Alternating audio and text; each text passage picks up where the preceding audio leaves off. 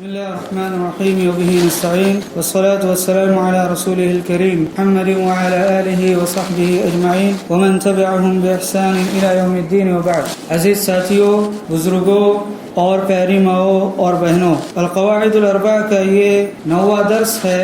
شفاعت کے متعلق کچھ باتیں شیخ الاسلام محمد بن سلیمان التیمی رحمہ اللہ نے ذکر کی، اور وسیلے سے متعلق کچھ باتیں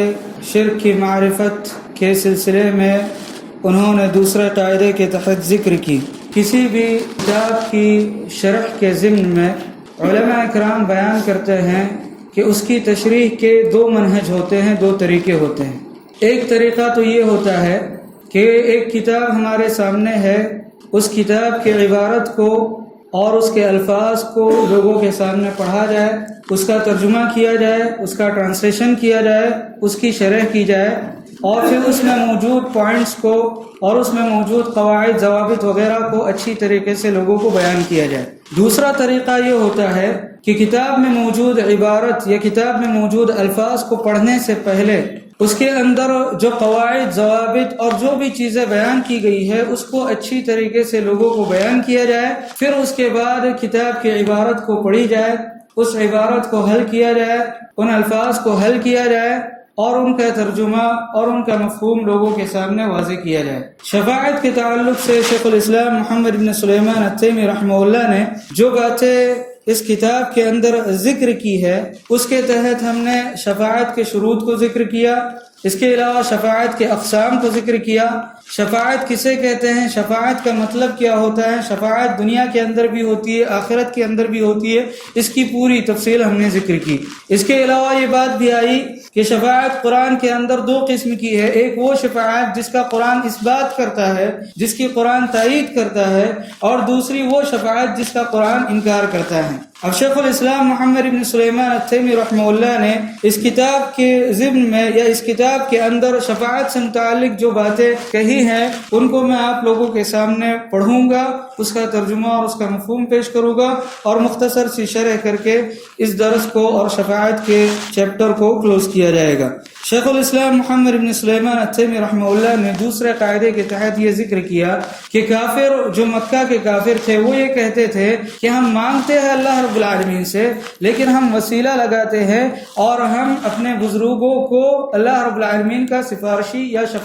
شفاعت کرنے والا بناتے ہیں۔ تو اس ضمن میں شیخ الاسلام نے قرآن کی کچھ نصوص کو ذکر کیا اور فرمایا کہ وَدَلِيلُ الشَّفَاعَةِ قَوْلُهُ تَعَالَى وَيَعْبُدُونَ مِن دُونِ اللَّهِ مَا لَا يَضُرُّهُمْ وَلَا يَنفَعُهُمْ، کہ شفاعت کی دلیل کہ وہ لوگ یہ کہتے تھے کہ ہم مانگتے صرف اللہ رب العالمین سے ہیں، لیکن ہم ان بزرگوں کو اپنا سفارشی بناتے ہیں۔ اس کی دلیل کیا ہے؟ اس کی دلیل یہ ہے کہ اللہ رب العالمین نے قرآن کریم کے اندر ارشاد فرمایا وَيَعْبُدُونَ مِن دُونِ اللَّهِ مَا لَا يَضُرُّهُمْ وَلَا يَنفَعُهُمْ، کہ وہ لوگ ایسی چیزوں کی عبادت کرتے ہیں اللہ کو چھوڑ کر جو نہ ان کو نفع پہنچا سکتی ہے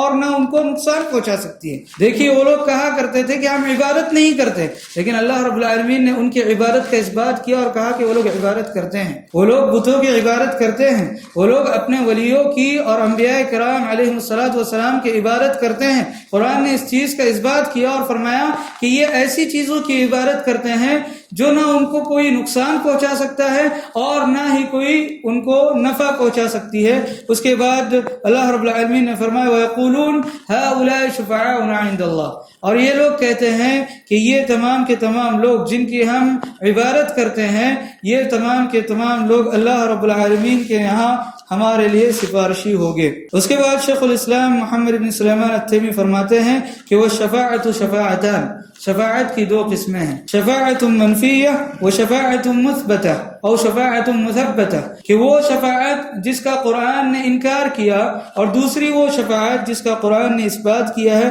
اور قرآن نے اس کی تائید کی۔ اس کے بعد لکھتے ہیں کہ فالشفاعت المنفیۃ ما كانت تطلب من غیر اللہ فيما لا يقدر عليه الا اللہ، کہ وہ شفاعت جس کا قرآن نے انکار کیا ہے وہ یہ ہے کہ اللہ رب العالمین کو چھوڑ کر کسی اور سے ایسی چیز طلب کی جائے کہ جس پر اللہ رب العالمین، جس کے دینے پر صرف اور صرف اللہ رب العالمین ہی قادر ہو۔ یہ بات پچھلے دروس کے اندر آئی تھی اور مثال کے ذریعے اس کو سمجھایا بھی گیا کہ اگر کوئی شخص زندہ ہے اور ہمارے سامنے وہ موجود ہے اور ہم اس سے کسی چیز کے اٹھانے کا یا کسی چیز کے دینے کا مطالبہ کرتے ہیں، اس سے کوئی چیز مانگتے ہیں، تو یہ جائز ہے، یہ شرک نہیں ہے۔ لیکن اگر کوئی شخص مر چکا ہے، وہ قبر کے اندر میت ہے، مردہ ہے، اور ہم اس سے ایسی چیز طلب کرتے ہیں جو چیز صرف اللہ سے مانگی جا سکتی ہے، ہم اس سے نجات طلب کر رہے ہیں، ہم اس سے یہ طلب کر رہے ہیں کہ ہمارے گھر کی بگڑی بنا دے، ہم اس سے یہ طلب کر رہے ہیں کہ ہم کو شفا دے دے، ہم اس سے یہ طلب کر رہے ہیں کہ ہمارے گناہوں کو معاف کرے، یہ سارے کے سارے اللہ رب العالمین کے افعال ہیں، اللہ تعالیٰ کے کام ہیں۔ ان کاموں میں اگر ہم اس مردہ شخص کو، چاہے وہ اللہ کا ولی ہو، چاہے وہ اللہ کا پیغمبر ہو، اگر ہم اس کو شریک ٹھہراتے ہیں تو یقیناً یہ شرک اکبر ہے، یقیناً یہ شرک اکبر ہے۔ اور کافر بھی، جو مکہ کے کافر تھے، وہ بھی اس شرک کے اندر مبتلا تھے۔ لیکن اگر ہم کسی زندہ شخص سے ایسی چیز طلب کرتے ہیں جو وہ دینے پر قادر ہے تو اس میں کوئی حرج کی بات نہیں ہے۔ اور اگر ہم کسی زندہ شخص ہی سے ایسی چیز طلب کرتے ہیں جو اس کے دینے پر قادر نہیں ہے، صرف اللہ رب العالمین ہی اس پر قادر ہے، اور یہ عقیدہ رکھتے ہیں کہ وہ شخص اس چیز کے عطا کرنے پر قادر ہے، تو یہ بھی شرک ہوگا۔ اگر ہم کسی بزرگ کے بارے میں یہ عقیدہ رکھتے ہیں کہ وہ شفا دے سکتا ہے اور اس کے پاس جاتے ہیں اور اس سے مطالبہ کرتے ہیں، اس سے مانگتے ہیں کہ ہم کو شفا دے دے، تو یہ بھی میرے بھائیو شرک ہوگا، اس لیے کہ شفا دینا صرف اور صرف اللہ رب العالمین کا حق ہے، اللہ تعالیٰ ہی شفا دیتا ہے۔ اور ابراہیم علیہ السلام نے اسی چیز کو جب قوم کے تعلق قوم کے سامنے شرک کی وضاحت کی تو اس چیز کو بھی ذکر کیا اور فرمایا کہ وَإِذَا مَرِضْتُ فَهُوَ يَشْفِينِ، کہ جب میں بیمار ہوتا ہوں تو اللہ رب العالمین ہی مجھے شفا دیتا ہے۔ تو وہ شفاعت جس کا قرآن انکار کرتا ہے وہ ایسی شفاعت ہے جو اللہ کے علاوہ کسی اور سے طلب کی جائے اور ایسی چیز طلب کی جائے کہ جس کو دینے پر صرف اور صرف اللہ تعالیٰ ہی قادر ہو، تو یہ میرے بھائیو شرک ہے۔ اور اس کی دلیل کہتے ہیں والدلیل قولہ تعالیٰ، اور اس چیز کی دلیل اللہ رب العالمین کا یہ فرمان ہے یا ایھا الذین آمنوا انفقوا مما رزقناکم من قبل ان یأتی یوم لا بیع فیہ ولا خلۃ ولا شفاعہ۔ اللہ رب العالمین نے فرمایا کہ اے ایمان والو، اللہ رب العالمین نے جو رزق تم کو عطا کیا ہے اس میں سے خرچ کرو، من قبل ان یأتی یوم لا بیع فیہ ولا قلت ولا شفاعہ۔ اللہ رب العالمین فرماتے ہیں کہ خرچ کرو قبل اس کے کہ ایسا دن آئے کہ جس کے اندر نہ تو خرید و فروخت ہوگی، نہ ہی اس کے اندر دوستی کوئی کام اور فائدہ پہنچائے گی، اور نہ اس دن کے اندر شفاعت ہوگی۔ ہم اور آپ یہ بات جانتے ہیں کہ اس دن شفاعت ہوگی، انبیاء کرام شفاعت کریں گے، نبی شفاعت کریں گے، لیکن قرآن کس شفاعت کا انکار کر رہا ہے؟ قرآن اس شفاعت کا انکار کر رہا ہے جو کفار مکہ اپنے بزرگوں کے تعلق سے یہ عقیدہ رکھتے تھے کہ یہ لوگ قیامت کے دن ہماری